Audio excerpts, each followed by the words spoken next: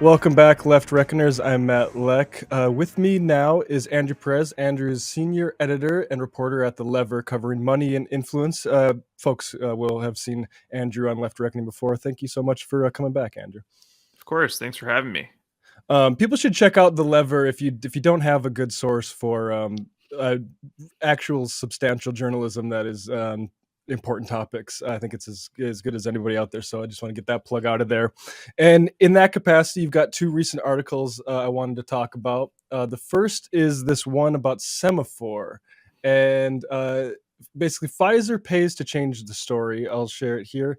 What is the story that we should want to be telling about Pfizer first before we get into how they're trying to obscure it? Sure. The story, about Pfizer that has been in the news lately, the story that's like actually really important is that they are hiking the price of drugs in the U.S. They just this month went through with price hikes on 99 drug brands in the U.S. And the other thing is they've been talking about it for several months. They're talking about quadrupling the price of their COVID vaccine, moving it from around $30 right now, which is already up from $20 before that. They want to move it to somewhere between $110 and $130 per jab, which is really expensive. And they're saying that it's not actually a big deal, that it's going to be covered by people's insurance, but that's just a load of bullshit. In that, of course, consumers are affected by price hikes and Right. drugs. Like if you're uninsured, you're going to be paying a hefty list price here, unless you manage to get some kind of special deal, or special coupon or something, or um, the other thing is that when insurers pay the cost of drugs, and drug prices increase, that gets passed on to people in the form of premium hikes. Yeah. And this is sort of, it seems like Pfizer kind of declaring victory on this whole moment where we had to like maybe try to force them to share the intellectual property for some of these things. Like, is it like they've won? Yeah, definitely. I think they've sort of like announced some nonprofit, or sorry, that they're going to be like providing some of their drugs at like nonprofit prices to the rest of the world. That's sort of what they're talking about here. Where they want to Mhm. bring the conversation is saying like, well, we're actually being really generous abroad right now, which obviously Pfizer and Moderna kind of fought any efforts to share their sort of technology, their COVID vaccine recipe with the rest of the world. I think they've sort of allowed a little bit of movement there, but very, very little. Yeah. But the real story here is, outside of maybe the COVID vaccine, like the US pays the highest drug prices in the world, right? Like drug companies have targeted the US for price increases because the government does not negotiate drug prices. We are an outlier in that regard, especially like if you just compare us to like high income countries. We are an outlier there, and that you have to consider most, like nearly every drug that gets approved in the US is funded with, like, the R&D on that, is the research and development is funded by the US government, at least in large part.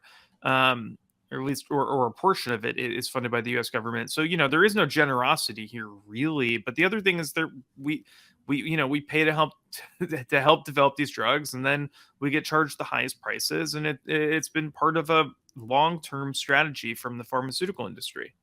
Yeah, and so let's talk about this semaphore angle. What is semaphore for folks who haven't come across it yet? And yeah, just introduce that angle first. And Sure. and what's Pfizer doing with them?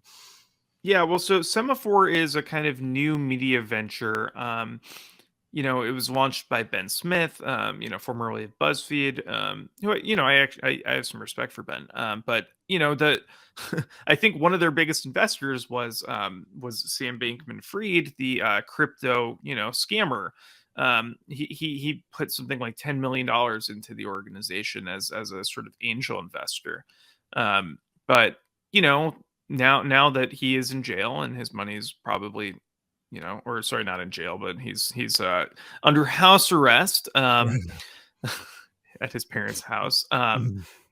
There's some chance that that money's going to get clawed back. So they have walled off that money. They're separating it out, and they're sort of doubling down on the other part of this business model, which is sponsored content. And sponsored content, it was sort of created by, or at least popularized by, like, Politico. We've seen several sort of news organizations, get in on this sort of sponsored news model, especially the sponsored newsletter model. Politico, Axios, Punchbowl News. So Semaphore is really kind of into that right now. Mhm. Um, and what they did just, last week is they announced this sort of first ever sponsored post that was written to look like a news article. Pfizer got to run an ad. They got to write basically an entire story. It looks like one of their normal stories at Semaphore. But that's what we're looking at here. And in this Yeah. in this post, they allowed them to just, basically brag about their generosity, right? And talk about, include all these sort of lines about how, like, where you live shouldn't, decide the quality of your healthcare. And, like, that sounds great. That sounds really nice. But as I was saying, in the US, like, you pay the highest price for drugs in the world. And, like, you do actually have statistically lower health outcomes in the US than in other high income countries. Mhm. And that's because, we've allowed this kind of healthcare system that's centered around private health insurance, but we also allow pharmaceutical companies to just gouge us on the medicines that we help pay for. Yeah, and you point out those sorts of the metrics which America fails by in healthcare, and like that's an important part of the story because like their posts, they're trying to naturalize the sort of problems of American healthcare, acting as if like, okay, you guys you got it so good in America that you're just going to subsidize drugs for all these other countries, but it's like America has an extremely unequal system in itself with massive gaps in coverage that have been dominating our politics for as long as I've been alive. Um, and Hmm. and and it's so I mean that they and it's so transparent that why you would want the form of something that looks like news is because people are going to find it more credible. Yeah, yeah. Yeah, I mean, one of the more kind of like amazing things that we write about this sometimes, but, like, so the pharmaceutical industry actually publishes these sort of like annual reports where they talk about barriers to care that are presented by health insurance companies, and, like, how they, like, create, financial barriers to care in terms of, like, out of pocket costs, deductibles, like, and then and of course they, like, also have these minders who tell you what you can and cannot have, right? Like, what's medically necessary, what isn't. You often at the, in direct contradiction to doctors. Anyway, so they produce these reports about how, the health insurance industry erects these barriers to care, but, like, they also, the pharmaceutical industry works hand in hand with, insurance industry lobbyists to make sure that the corporate health insurance dominated US healthcare system stays that way, that nothing fundamentally changes here, right? So, like, they all do a really good job of pointing out, the problems elsewhere, but the problems that are, being enacted by their kind of, actual colleagues in preserving this system. Mm, yeah.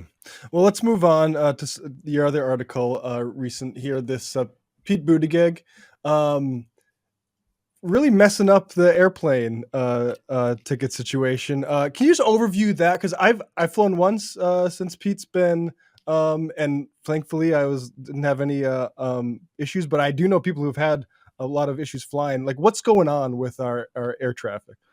Yeah. Well, I mean, there have been a lot of issues kind Mhm. of coalescing right now, but, basically, we gave the airlines a lot of money during the pandemic. We, the taxpayers, gave them a lot of money, hoping that they would kind of keep staff, but they ended up shedding staff. And what happened when they came back, when travel sort of really started roaring again, um, what ended up happening is that these airlines are scheduling flights that they don't have staff for.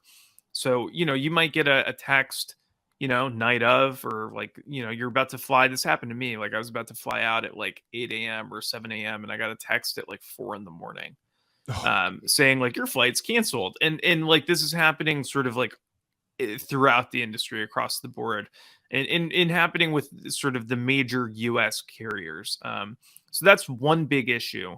And that's been a constant sort of for the last year. mhm, It becomes a bigger issue when more people travel.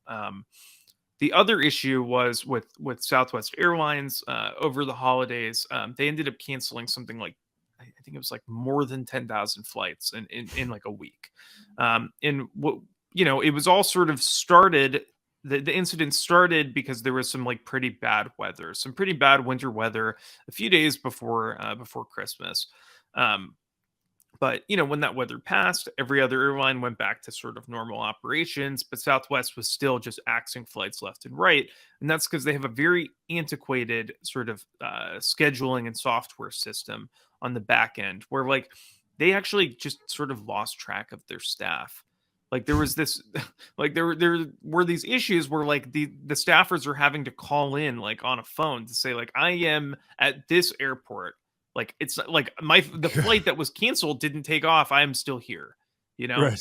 So anyway, it created this like cascade effect where they had to cancel thousands and thousands of flights. It affected like up to 1 million travelers. And, there was like very, very little conversation, I think, from Southwest to the customers. I think like a lot of customers ended up spending sort of like days in the airport, and Mm, then or like, maybe they leave, come back, or they pay to get on another airline and ended up paying like really, really high exorbitant prices. So it was a real giant cluster fuck, really.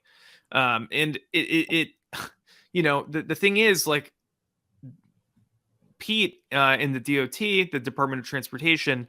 So the DOT like is the sole airline regulator, and that's thanks to like a deregulation law passed a few decades ago, that basically shunted any kind of regulatory authority in this area away from even say like state attorneys general, mm, to the Department of Transportation. Like they are the sole regulator, and no one else really has any kind of enforcement capacity at all. And you know, state AGs, the attorneys general, as well as like members of Congress, have been calling on the DOT to crack down on some of these really common airline abuses that we've been seeing over the last year, including basically saying like if you are canceling flights, not due to weather, like you owe people a full refund.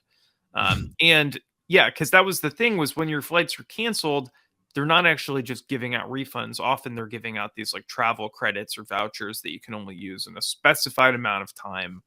Um, but like it's a big scam. It's yeah. a really, I don't really yeah, big exactly, scam. like, I can imagine I mean, it's not Christmas anymore, so I don't need that flight. It's not Yeah. a wedding anymore, thanks, for Yeah, the voucher. exactly. Yeah. And so, like, what should Pete be doing? Is DOT, like, is is there an advantage to that being if we had the right guy in there, or no? It's yeah. Um, well, it's funny. I spoke to a member of Congress recently who basically said this isn't like entirely Pete's fault. Mhm. And like his rationale was actually that like Congress put all of this authority at the DOT to regulate the airlines, but like the DOT actually was not really given much enforcement capacity either. So it's created this sort of like really, really lawless system, is was his argument. But so the DOT has been working on this. Like they proposed it a while back. This refund rule, basically saying that they have to give full cash refunds, and Mhm. promptly. None of this like voucher business. Yeah.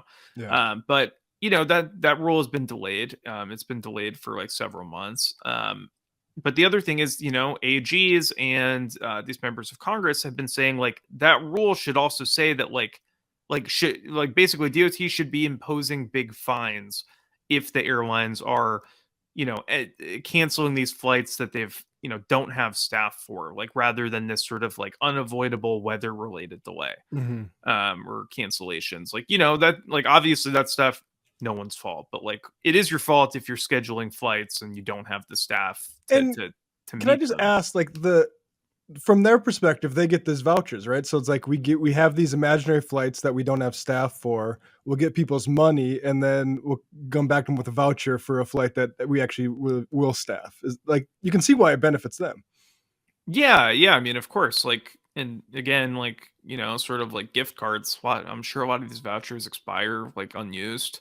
Hmm. I mean, that was a big issue with gift cards, right? Like, that was always a thing where, like, I think, Washington made it illegal to just have your gift card expire after a year or something like that, or have it wind down very quickly, the value. So, but yeah, I mean, the broader point here, like, people have their flights canceled, they deserve the full refund, and that, like, they're not always gonna just be like, okay, I can just head back to Florida, several weeks after Christmas. Like, you might have missed your shot.